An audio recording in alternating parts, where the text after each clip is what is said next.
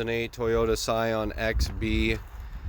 Alarm would chirp when you hit the lock and unlock for the key fob. I wanted to disable it because I work early hours. I didn't want it to beep every time I would hit the key fob. So I had my head under the hood for a little while.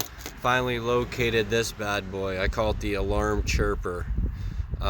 It's located above the driver's side fender well, right across from the inner fender on this little subframe bracket.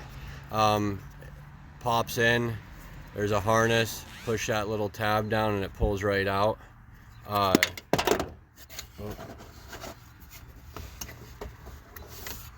There we go.